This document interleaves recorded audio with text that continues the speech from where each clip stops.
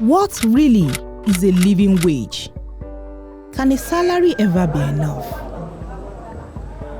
Nigerians today are hard hit with economic inflation.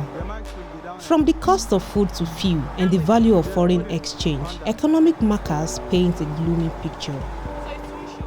With the political class earning huge salaries, perhaps hardest hit are people with menial jobs.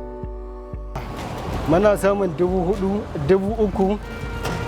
Wani bi in kasuwa ba ce a wannan ba 2,000 mana samu. Ga tsadar rayuwa da kuma ta yaya. Wani bi da wannan bi bata ishe ka ma ka ci abinci ba a rayuwa. I'm earning 100 plus, and I think to survive in this very economy, from 200 upward, I think at least that would do. But is the clamor for more wages a sustainable solution? The federal government and the Nigerian Labour Congress are at loggerheads over what should be the minimum wage. The labor demand is quite outrageous because I'm sure they have actually come down to like 250,000 naira now, which I think is still outrageous. It's not realistic, so to say.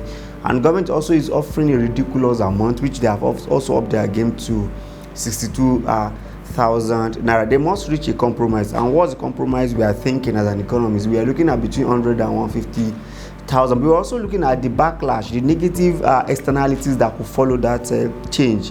The fact is that we must also look at the people that are not working with the federal government, the private sector, which is very, very key. So if government is paying 100,000, can the private sector pay 100,000? That is the question.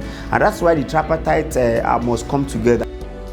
But the reality is more money in circulation will only push the prices of goods and services higher.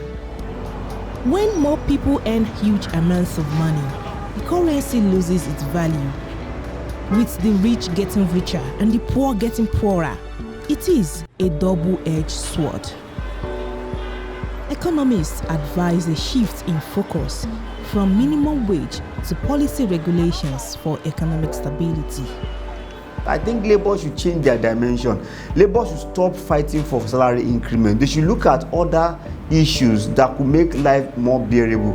For instance, our purchasing power is being eroded by inflation, by cost of goods and services. Food inflation is about 40%. If we can actually do a lot of things that will pushing this effect, that food inflation will drop drastically, the inflation will drop drastically, the cost of commodities will drop drastically. And if we can actually work around all this, I think our purchasing power will be better. Because if at all you collect a salary of 1 million naira and the purchasing power is not bearable, it will make no sense. So it's better you collect 50,000 naira and the money has value. So we should fight for our money to have value, not looking for increment in salary.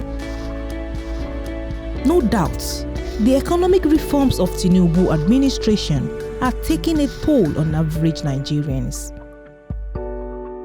But the question remains, are Nigerians patient enough to endure hardship until they can glimpse light at the end of the tunnel?